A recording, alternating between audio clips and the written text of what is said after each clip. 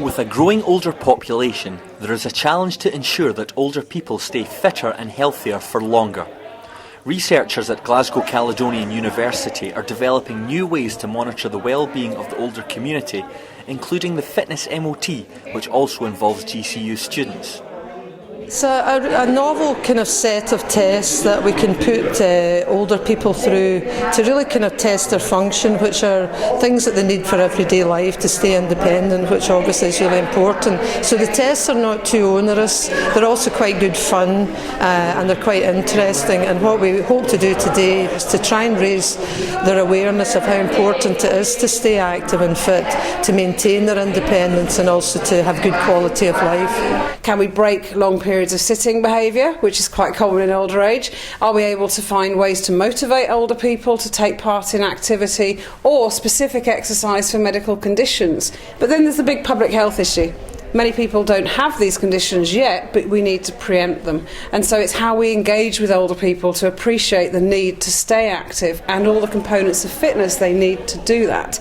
So the difference between strength, balance, flexibility, endurance, and the different ways that you can work with that to maintain independent living. This is a really important way of being able to help people to come and identify how making small changes in life could actually make a really significant improvement to your health and well-being. I think it's so important from the community outreach aspect, so it's giving the students actual hands-on ability to be able to apply some of their learning. The first stage was absolutely excellent, and I wanted to follow through and see how I improved or not.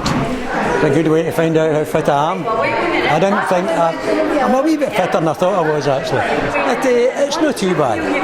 It could be better, but we'll put it down to age.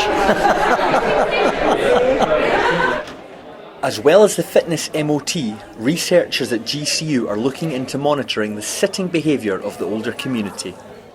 My research personally really focuses on this sitting behaviour that we call sedentary behaviour, and it spans from looking at the prevalence of sitting, so how much people do actually sit, so it's a question of epidemiology, but also how we can change that behaviour. But also we work very closely with the older adults themselves, because we realise they have the key. So the kind of things we do is to measure their physical activity profile with sensors, and then we go back to the person and show them the results and ask them to explain this to us. How come you've been sitting so long? And often people are very surprised about how long they've actually been sitting, and we realize that actually this is a key factor, that people to understand their own behavior, they maybe need a good feedback mechanism.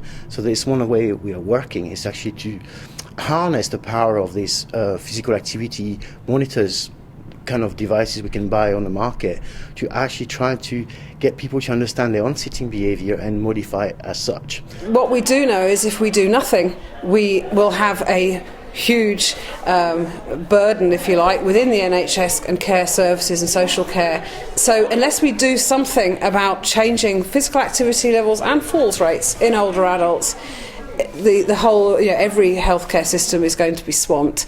So I think one of the main impacts we hope is that if we have a quantum shift, even just by a few percent of activity levels in the older population, they will have a better quality of life, and more importantly our healthcare providers, social care providers, will have more of a chance of dealing with this large population of older people.